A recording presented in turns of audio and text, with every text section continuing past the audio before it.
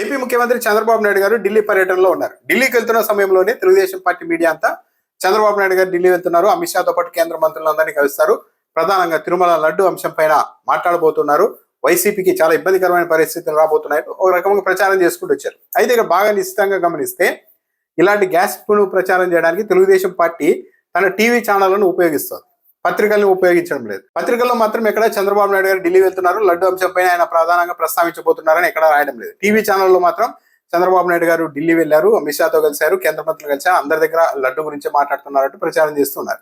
అయితే ఇక్కడ గమనించాల్సిన విషయం ఏంటంటే చంద్రబాబు నాయుడు గారు ఢిల్లీ వెళ్లి ఈ లడ్డు అంశం మీద కేంద్ర మంత్రులకు ఫిర్యాదు చేసినంత మాత్రానో, వాళ్ళతో మాట్లాడినంత మాత్రానో, లేకుంటే బీజేపీ పెద్దల్ని కలిసినంత మాత్రానో మొత్తం పరిస్థితుల్లో మార్పు వస్తుందా అంటే రాదు. ఎందుకంటే చంద్రబాబు నాయుడు గారు ఢిల్లీ వెళ్లి చెప్తే దాన్ని బట్టి అమిత్ షా గారు, ప్రధాని నరేంద్ర మోడీ గారు లైన్ మార్చుకొని బీజేపీ మొత్తం చంద్రబాబు నాయుడిని రెస్క్యూ చేయడానికి రంగంలోనికి దిగే పరిస్థితి లేదు.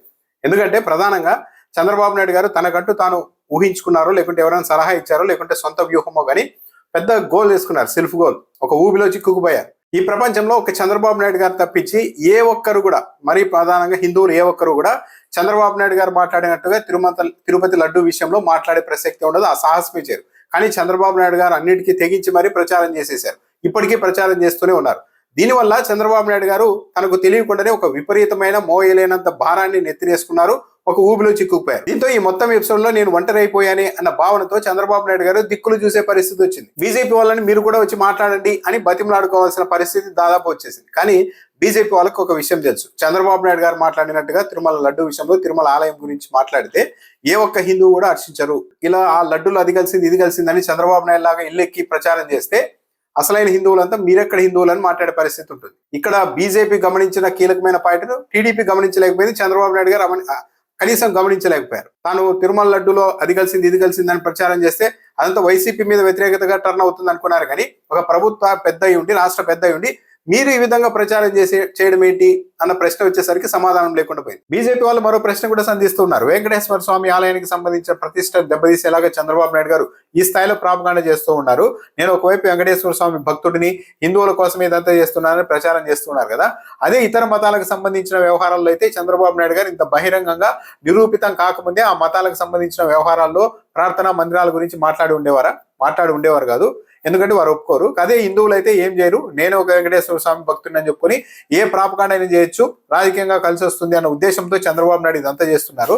కాబట్టి దీనికి మనం ఎందుకు మద్దతు ఇవ్వాలి అన్న ఆలోచనతో కూడా బీజేపీ పెద్దలు ఉన్నారు. కాబట్టి చంద్రబాబు నాయుడు గారు ఢిల్లీ వెళ్ళినా కూడా అక్కడ ఇతర అంశాల గురించి మాట్లాడుకుని రావాల్సిందే. కానీ ఒకవేళ ఈ అంశం గురించి మాట్లాడినా సరే బీజేపీ వాళ్ళు తమ లైన్ మార్చుకొని చంద్రబాబు నాయుడు గారిని రెస్క్యూ చేయడానికి ఈ వ్యవహారంలో, ఈ ఊబిలో వాళ్ళు కూడా దిగే పరిస్థితి ఉండదు.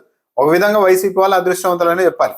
ఇదే సిట్ రిపోర్ట్ ఏదో ఒక ఎన్నికలకు నెల 2 నెలల ముందు వచ్చి ఉంటే చంద్రబాబు నాయుడు గారు నిజాలు ప్రజల్లోనికి వెళ్ళక ముందే ఆ సిట్ రిపోర్ట్ని చూపి వైసీపీని విపరీతంగా దెబ్బ కొట్టే ప్రయత్నం చేసి ఉండేవారు. కానీ ఈ రిపోర్ట్ అనేది ఇంత ముందుగానే రావడం, చంద్రబాబు నాయుడు గారు రిపోర్ట్ వచ్చిన తర్వాత కూడా రిపోర్ట్లో లేని అంశాలను కూడా మళ్ళా ప్రచారం చేస్తూ ఉండడం, ఇవన్నీ చూసిన తర్వాత ప్రజలందరూ చంద్రబాబు నాయుడు గారి వ్యూహాన్ని డీకోడ్ చేసేశారు. చంద్రబాబు నాయుడు గారు ఇదేదో హిందూ ధర్మం మీదో, లేకుంటే వెంకటేశ్వర స్వామి ఆలయ ప్రతిష్ట మీదో గౌరవంతో కాదు, ఇదంతా కేవలం రాజకీయ లబ్ధి కోసమే చేస్తూ ఉన్నారు.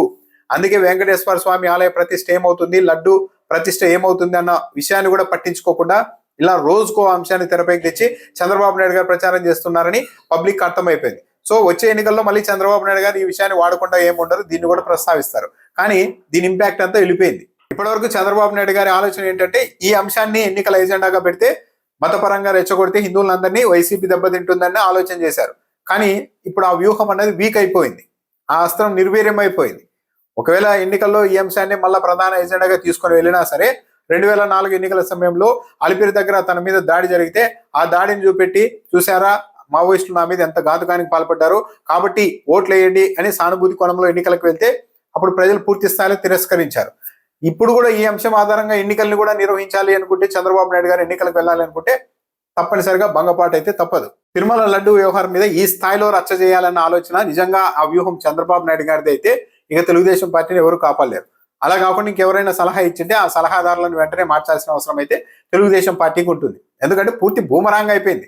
చంద్రబాబు నాయుడు గారు తాను అనుకున్నదే ప్రజలు అనుకున్నారు కానీ ప్రజలు అనుకుంటున్నది వేరు అన్నది గ్రహించలేకపోయారు. ఇంత అనుభవంలో కూడా పబ్లిక్ ఏమనుకున్నారు, వెంకటేశ్వర స్వామి లడ్డులో కొవ్వు కలవలేదనగానే చాలా మంది హ్యాపీగా ఫీల్ అయ్యారు, రిలాక్స్ గా ఫీల్ అయ్యారు. కానీ చంద్రబాబు నాయుడు గారు మళ్ళీ అదే చెప్పి మళ్ళీ ఇంకా దాంట్లో ఏదో బాత్రూమ్ కెమికల్స్ కలిపారు అని ఇలా రకరకాల అసత్య ప్రచారాలు సిట్ రిపోర్ట్లో లేని అంశాన్ని కూడా ప్రచారం చేయడం ద్వారా పబ్లిక్ లో చంద్రబాబు నాయుడు గారు ఒక నెగిటివ్ ఇంపాక్ట్ తెచ్చేసుకున్నారు. అదేంటి ఏమి కలవలేదని చెప్తుంటే చంద్రబాబు నాయుడు గారు రాష్ట్ర పెద్ద నుండి వీళ్ళు ఎక్కి మరి ప్రచారం చేస్తున్నారు, మొత్తం మా లడ్డూలు అది అయిపోయింది ఇది అయిపోయిందని, ఇదెక్కడి హిందూ మతాన్ని కాపాడడం, ఇదెక్కడి ఆలయ ప్రతిష్టను కాపాడే వైఖరి అంటూ చంద్రబాబు నాయుడు గారిని సగటు భక్తులు హిందువులందరూ కూడా ప్రశ్నించే పరిస్థితి వచ్చింది. దీన్ని బీజేపీ వాళ్ళు అనుకున్నారు ఓహో ఇది రివర్స్లో వెళ్తోందని. కానీ చంద్రబాబు నాయుడు గారు తొలిసారిగా ఇలాంటి మాత్ర రాజకీయాలు చేస్తున్నారు కాబట్టి ఇంకా ప్రాక్టీస్ దశలో ఉన్నారు కాబట్టి ఇలా బూమరాంగ్ చేసేసుకున్నారు మొత్తం. చంద్రబాబు నాయుడు గారు లడ్డు వ్యవహారం ఎజెండాగానే ప్రధానంగా ఢిల్లీకి వెళ్లారని ఇక్కడ వీళ్ళు ప్రచారం చేస్తూ ఉన్నప్పటికీ చంద్రబాబు నాయుడు గారిని నేషనల్ మీడియా ఈ అంశం మీద ప్రశ్నిస్తే ఆయన కనీసం సమాధానం చెప్పుకోవడం ఇప్పుడు మాట్లాడడం దాని గురించి అట్టు వెళ్ళిపోయారు. నిజంగానే దీని మీద వెళ్ళి ఉండి కేంద్ర ప్రభుత్వ పెద్దలంతా దీని మీద సానుకూలంగా స్పందించి ఉంటే చంద్రబాబు నాయుడు గారు మాట్లాడి ఉండేవారు. దాంతోపాటు ఏకసభ్య కమిషన్ వేస్తాను అని కూడా చంద్రబాబు నాయుడు గారు చెప్తున్నారు. దానికి కూడా కేంద్ర ప్రభుత్వం నుంచి అంత సానుకూలత వచ్చే అవకాశం లేదు.